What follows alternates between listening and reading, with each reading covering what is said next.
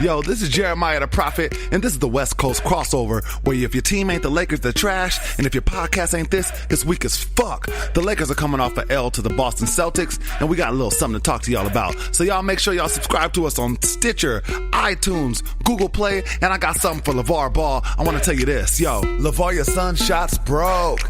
Shut up. He can't be bigger than Kobe till he step up. You need to get like your son and get your respect up.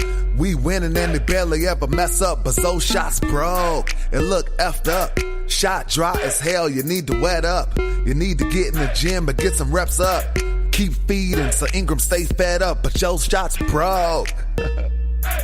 And that was my little message about Lonzo Ball, because right now there is a big talk around the Lakers and the Ball family, because Lonzo is playing right now and not scoring a whole lot out there. And not only that, his brother just got in a little trouble out there with two other gentlemen from UCLA in China behind a shoplifting incident. We are not going to get into that too much, and I'm definitely not going to talk about the Lakers taking an L from the Celtics too much, except for to say that we're still having defensive troubles and Lonzo's shot is still broke. And since we're talking about Lonzo, I thought it would be a good opportunity to interview my man, Richard Carroll. Richard Carroll is a dude that graduated from Michigan State. And if you are a Laker fan, you should know that Magic Johnson went to Michigan State. So yes, the man got to meet him and play alongside with him and pick up games and such. And he actually was a walk-on on Michigan State's team. And then my man moved to Chino Hills and actually had a daughter that trained under LeVar Ball for a little minute. And so I thought, you know LeVar, you've got to meet him a little bit. He had seen Lonzo playing as a kid growing up and had kids that went to Chino Hills High School with those boys. And so let's go ahead and get into an interview, and so we can get a little bit of an idea into someone who actually knows him out here on the West Side. Without further ado, let's get into the interview. Jeremiah the Prophet, how you doing? I'm good. I'm glad to catch up with you again, you know? Right. Glad to be here. Good. So I was interested in letting our viewers, our listeners, hear about your experiences in college, because, I mean, that's fascinating already off the jump. My man Richard played basketball all the way through college, and he went to a very good college, to what I understand. Let me hear about that. Well, yeah, I'm a Spartan, a Michigan State Spartan. Michigan State Spartan. Yeah. So my freshman year there was 1978. 1978 in Michigan State. For all y'all new booties who don't quite understand what's going on here with the Lakers, that would be when Magic Johnson was there on campus, beating up on Indiana and Larry Bird, right? That's right. That was the big year. The big thing was Larry Bird and Magic Johnson. And of course, we all know in March that year, they met in the finals. Yep.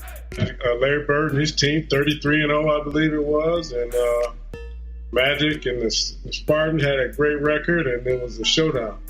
Yeah, and so you had front row seats to the whole deal.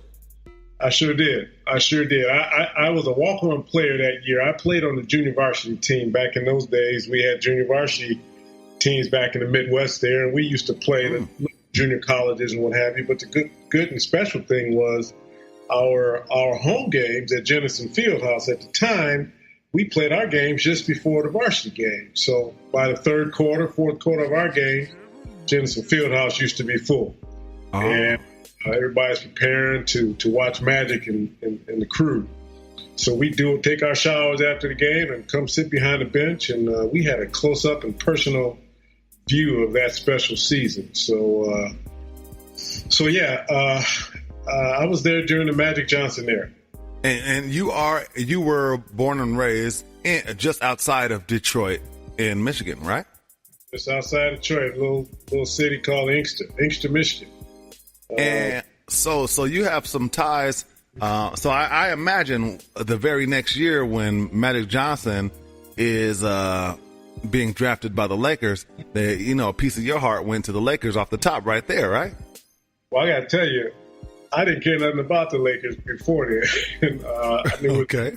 But I couldn't tell you much about the Lakers, but you are correct. When Magic went there, I instantly became a Laker fan because I was, of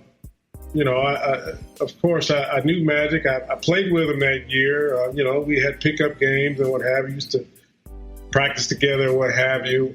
So I knew Magic's game. I knew what it was all about. And, of course, Magic was a superstar my senior year in high school.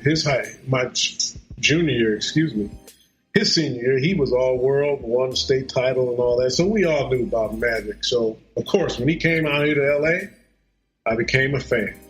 Right on. And knowing Magic in person, not to say that you guys were best buddies or anything, but, of course, you had a working relationship. You were passing through on campus. You were part of the basketball squad. And like you said, you played some pickup games with him and such. What was your impression of his personality? I know sometimes there could be some myths about it that sometimes they make it like he's just Mr. Happy all the time. Other people have said that he's, he got different facets to him. Is there anything that you can share with us that, the average person may not know? Well, with Magic Johnson, what you see is what you get. Even back then, Magic was he was a open guy. He was very approachable, very talkative, very, very nice guy. He talked a lot of mess on the court back then too, but he backed it up. So he did talk a lot of mess though. Oh yeah. Magic. When I first got there as a freshman, prior to the season in September or so, we used to have pickup games in the field house there in Jenison, and Magic was running the show. He had his team out there, and he was, who's next? Who's next? We played quick games up to 5, and we tried to beat him, but, we wouldn't have that much success. But he was out there running the show. But he was just a great personality, a good guy to talk to be around. And, what you see from him now and what you saw from him during his career, that's how he's always been in my world. Well, that's cool. That's cool.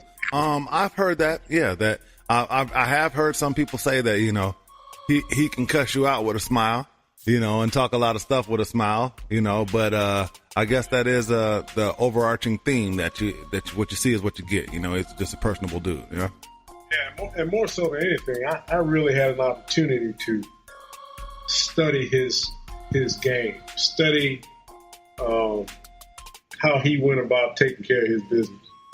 And Magic Johnson was one of the smartest basketball players, even at a young age.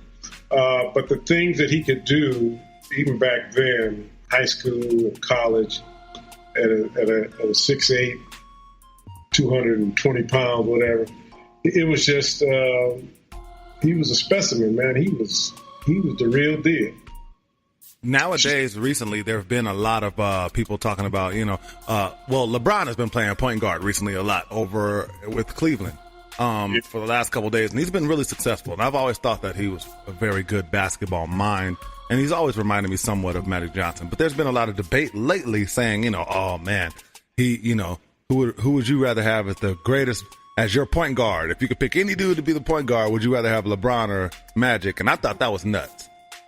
What do you think about that, man? Well, to me, it's hands down. I'm going to go Magic Johnson. Who would you choose? Like I said, I thought it was crazy, man. Magic. Would I rather have the greatest point guard of all history or some other dude? I'm going to roll with Magic Johnson. To me, he's the greatest point guard to ever walk the earth, if not more than that, to be honest with you. I was born in 1979 out here in Southern California, and that's when he was drafted to the Lakers. And I think I was born to be a Laker fan in the year where he came. That's just how it worked out for me. Well, his showing up here changed L.A. for a long time. Oh, yeah, definitely. Showing up here and playing with the Lakers. It was a different Laker team, different world. Yeah, definitely. So when did you come out to L.A.? I came to L.A. after I graduated in 1983. April 1983, I moved out here to California and set up shop, met my wife out here, met a local girl, LA girl, Mm-hmm. And we got married and, started a family. So we still going strong. 31 years of marriage later. We're still going strong. Respect. Yeah. 31 years. I respect that, sir. And you moved out to the L.A. area, right? Where in L.A.? I initially came right to Inglewood. So you by the Forum and everything. During showtime, living by the Forum. Right. My father was living out here. He and my mom divorced when I was a young kid at 10, 11, 12 years old. So he was out here living here already. So I had already made up my mind after visiting out here. I was going to set up shop in California when I graduated. Okay. Palm trees, 70-degree weather, no snow. That was the biggest thing, no snow. So my dad was living in Inglewood. So I initially moved in with him until I got set up and got on my feet. And eventually ended up out here in Chino Hills. Okay, so let's get to that. So you moved from Detroit. You were on campus living actually with, right there on campus with Magic Johnson. You were going to the games, being on the basketball team, in the halls, back and forth with Irvin. And then in 82, you move out to L.A., stay in Inglewood, right by the Forum. I imagine you was watching Laker games and all of that then and supporting. Now you had an even more vested interest because you were actually a Californian now, right? There you go. Yep. And then later on, you moved to Chino, and you're seeing another young man in the, growing up playing basketball in your local area, Lonzo Ball. Yes, I did. And, I initially came in contact with that family. I have 3 kids. My oldest, who's now 30 years old. But when she was, my oldest, a girl, she was in Chino Hills in the local sports area. And so we heard about this guy who was training kids for whatever, track and field, football, basketball, whatever. So we decided to give my daughter some help. And we hired LeVar Ball. Oh, so he trained your daughter? Yeah, he trained my daughter, and that's back when the Ball boys were just, I think they were 2, 3, 4 years old maybe at that time. So that's how I got to know LeVar. Didn't know him very well, but only in the sense of the business sense. I paid him every week or so, or 2 weeks, whatever it was. But that's when I became aware of him and his boys. Ah, okay. So he trained your daughter somewhat for what sport was that? Basketball. Oh, for basketball. Okay. Because I have seen him training a lot of kids in the neighborhood. Yeah, he still does. He still does that. He's very very popular in the area here for that. Ah, I see. Yeah, that's so. I used to wonder what does he do for a living when I first started hearing about him, and I guess that's his full-time thing, right? That was his full-time thing, as far as I know. Now that's as far as I know. I don't know exactly what he's got. I don't know his business or what he's got going on, but he spent a lot of time doing that and with a lot of kids. I guess I'm sure he's the big baller brand talking crap on TV for a living now, but I did used to wonder that. Well, that's cool. Man, I think he is you say what you want about him, but he is a master marketeer. Oh yeah. But for him, I mean, I'll just take for example the other night. How many people tuned in to the Washington Wizards LA Laker basketball game? Oh yeah, I'm sure just as many as that's going to tune in on Christmas when they play whoever that will be. Exactly, and whenever they play Steph Curry in the Golden State, I mean, and that's due to LeVar Ball. LeVar Ball is putting eyes on TV sets and putting seats and butts in seats, man, at arenas. So, and he's gotten his son to the league. I mean, he's assisted. I don't want to say he's done it on his own because Lonzo is a very talented and capable young man. But who's to tell what's going to happen with the two following him? So I have to give the man credit where credit's due. I respect it. I'll tell you right now, I have a son that plays AAU basketball. I've trained him his whole life, and I've been really active in his sports career. And, from a sports dad's game recognized game, and you got to respect the level of achievement that his boys have had already up until this point. Believe me, people who are online sitting in front of some computer somewhere scrolling their mouse like to say, oh, such and such is trash, or oh, somebody's this good or that good. Man, believe me, any of them kids that's playing against the Compton Magic or, any of those little 11th grade teams that you ever see on the AAU circuit, I dare you to hop out there with one of them boys. They're going to wear you out. And just the fact that his boys have succeeded at that level will tell you enough. Then they're winning national championships over at Chino Hills, and he got some bad boys. He's got some bad boys, and he's done well in teaching them. And what you see in Lonzo Ball with respect to his demeanor and the way that he's able to handle these so-called pressure situations that he's being placed in. I mean, that's attributable to his dad, to LeVar Ball, and what he has instilled in those kids throughout the time, and he's been training them and preparing them for this time. I mean, how many fathers, when you're a father, you look at your kid and say, okay, and your kid has a desire to be an NBA player, but we listen to him. Oh, yeah, of course, everybody has a desire to be a pro. Right. Many fathers just take time and say, okay, well, this is how we're going to get you there. Right. And not to say it, but prepare them, train them in every aspect of it, and it's successful. People don't really realize, I mean, my son, like I said, me and my son, we put in hours every day, or 8 hour a day, or something like that. Maybe we might miss a day and go 2 hours or 3 hours another day, Yeah, I mean, it's a grind, man. I get more tired of it than he do, And so if somebody has 3 kids and they're putting enough work to have them at that level, that's exactly what I'm thinking, is that from a father level, that's a lot of time and commitment, man.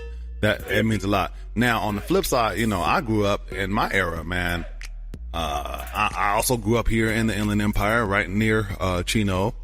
And I don't know, dude, out of all the people my age, I got like 3 homies that got dads. Like 3 homies, like out of the whole school of all the niggas that we hung out with, I got like 3 dudes, Sire, Desmond, and one other that got a dad at their house, And what's that say? Yeah. What does it say? So if LeVar is putting in all that time and work, man, and people got the nerve to be talking bad about that, man, I don't see it. I respect the dude. Did you ever, in your dealings with him, as far as, like you said, you was only just paying him for, training your daughter, but did you ever see the wild side that everybody, seems to associate with LeVar Ball, the loud or abrasive side of that? Well, yeah, but of course it came later. I mean, so my 3 kids went through Chino Hills High School, all graduated. My son, the younger one, is a year older than Zoe. Oh. So I started watching Zoe when he was a freshman there, when he first came to the school. Mm-hmm. And that's when I encountered LeVar, because it had been a few years had passed since I had encountered LeVar as when training my daughter. Because she only trained with him for maybe 6 months, if that. Then, of course, she stopped. So I really didn't see LeVar too much after that until I started going to those basketball games.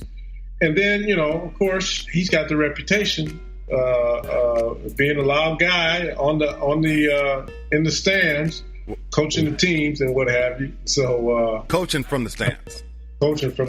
Yeah. I've been to a few games, and it seemed like he was he wasn't too bad. We were sitting like real close to him. But this is like with just LiAngelo and LaMelo after Lonzo had already graduated. But I didn't really have a lot. I don't know. We kind of loud and ghetto in my family too, so maybe it just don't seem crazy to me. But he seemed kind of normal to me.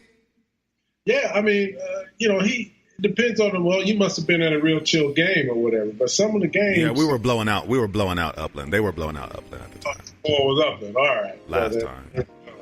You catch him at a Damien game or a Rancho Cucamonga, some of them early ones, or Etowanda.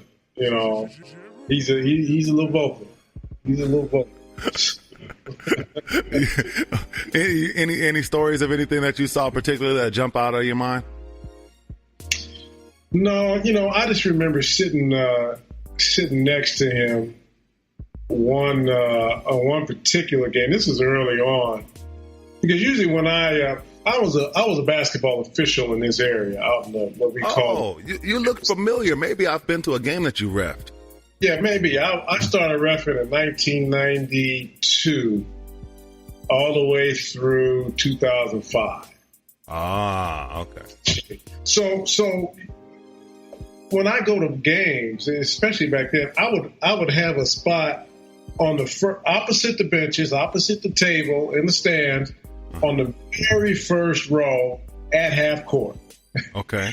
So that happened to be, if anybody knows or has seen the Ball family, yeah, their spot. Okay. that spot. So one day I showed up and I was chit-chatting with the officials because I knew who they were. I showed up and I take my seat, right there at half court on the first row. A little later, LeVar shows up, and I hadn't really had much conversation with him, but he shows up and he looks, and I didn't know what was going on. But he looked at me and said, "Hey, man, can you move up a little bit?" I said, "Well, you can sit over here next to me." He said, "Oh, but I got my family coming, man. I got my family coming." So I said, "Okay." I moved. And next thing I know, he had his family coming, his mother, his father, his grandmother, his grandfather, the maternal Before I knew it, I was all the way down the bench. Oh, man. Oh, you let him get you. You fell for the oldest trick in the book, brother. Yeah, he got me. But I was all right.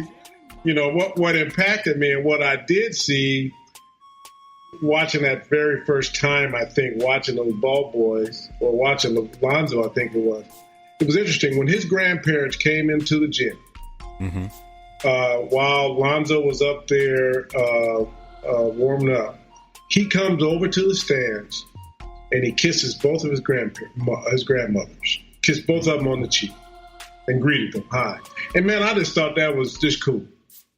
Yeah. That was special. I mean, and then as I saw the other two Ball boys get up on the teams, before every single home game or game that they were in the stands, they'd come over there and kiss their grandmothers, man. All three of them.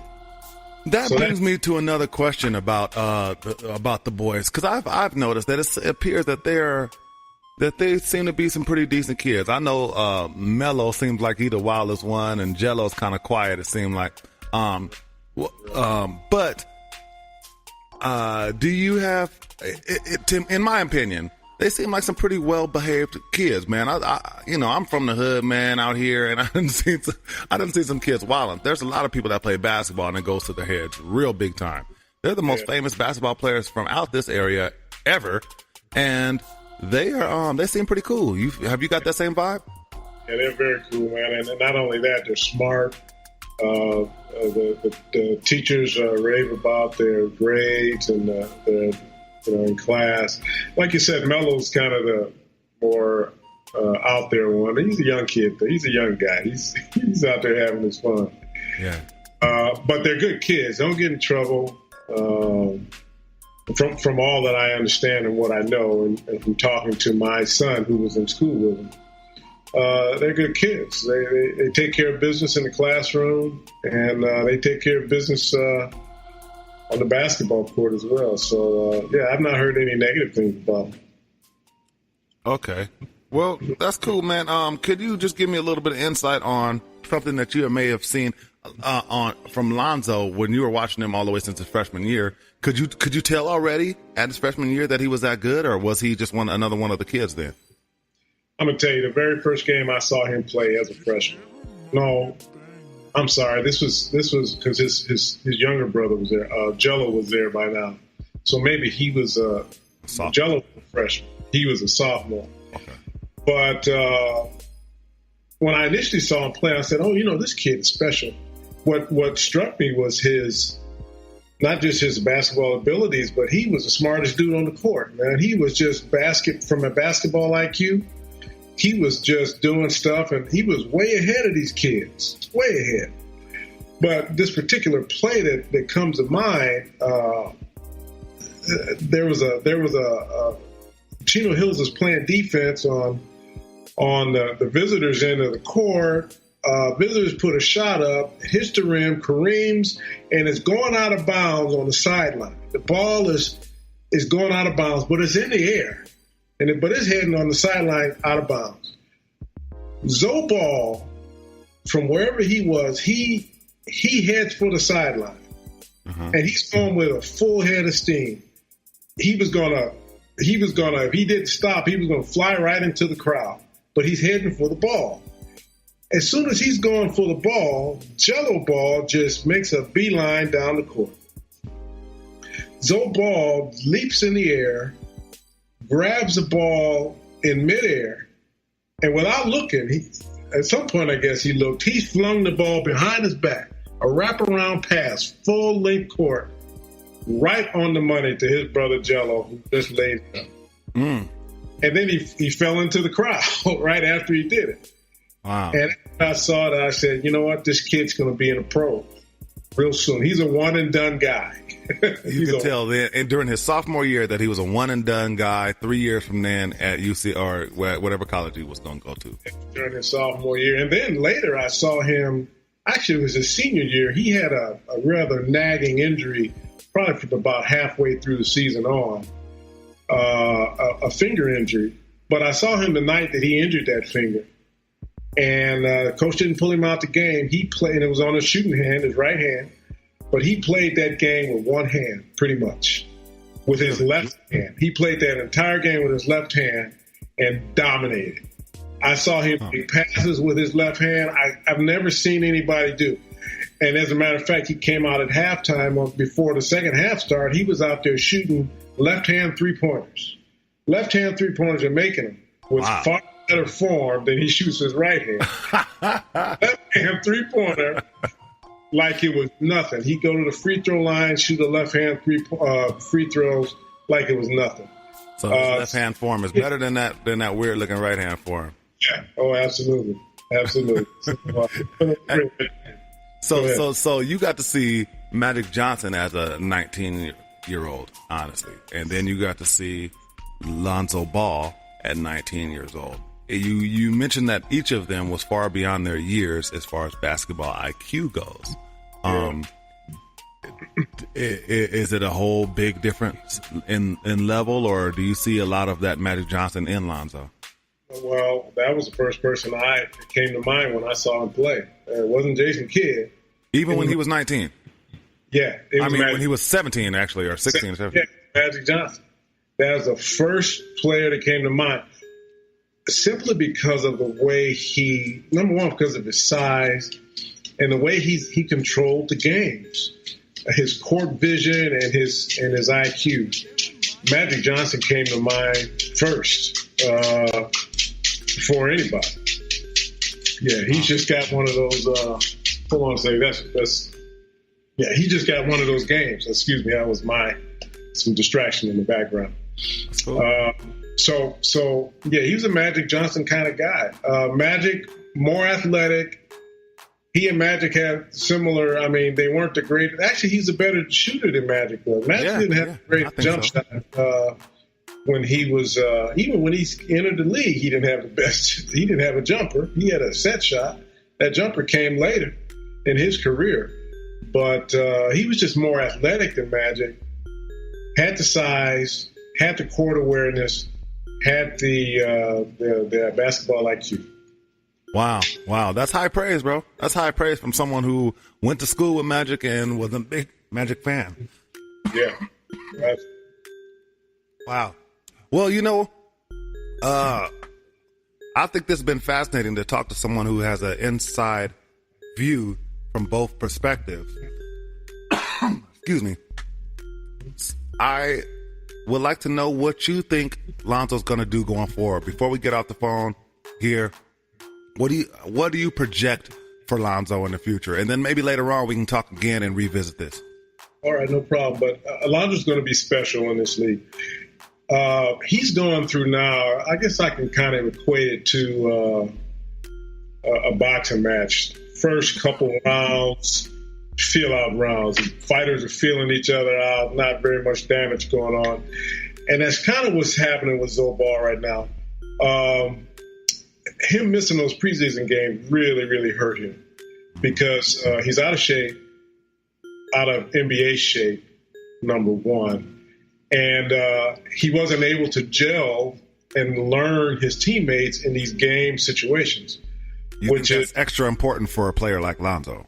Oh, it's extra important for him. I mean, because, he's a pass-first kind of guy. So he's got to know the tendencies. He's got to know the sweet spots of his teammates. He's got to know what they're going to do and what they're not going to do. He's got to learn all that. And then he's got to get his legs up under him. Lonzo he's got to get his body. He's got to get a stronger body. His problem with his jump shot right now are his legs. His legs aren't up under. His legs are not in shape. And when you don't have legs and you've got the shot that he's got, well, that happens to any jump shooter. Your legs are important. And so he's having trouble out there right now from a shot standpoint because of his legs. But that's going to come. That's going to come. I think he's leading the Lakers in rebounds at 9 or 10 a game. Yep. Leading them in assists, too. He's fourth in the league with assists, I believe. Had 10 assists a game. And he's just feeling his things out. He's not even gotten started yet. So I wouldn't worry about Zoe. He'll be there. So real quick, before we get off the phone, you think that his shot is better than what it looks like right now?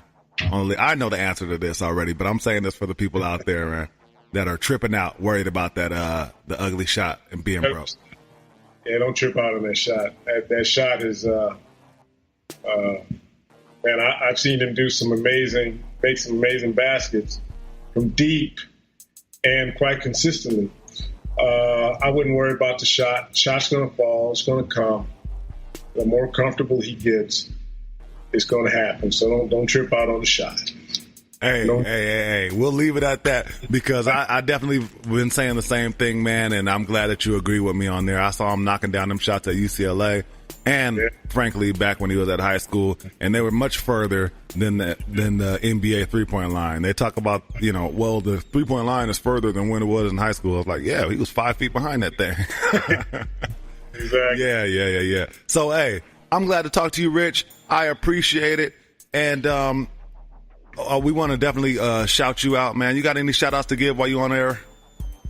Wow, this is my first experience doing this, man. So, I guess I just want to give a shout-out to my son-in-law, who's a Laker hater. No, he's kind of a Laker fan. He's a Laker hater? What's up, son-in-law? Get with the program, bro. And my daughter, Kristen, his wife. So I'll give those two shout-outs. She's a Laker fan. That's what I'm talking about. Well, shout out to you, Kristen, and her husband, man. You got to get with the program, bro.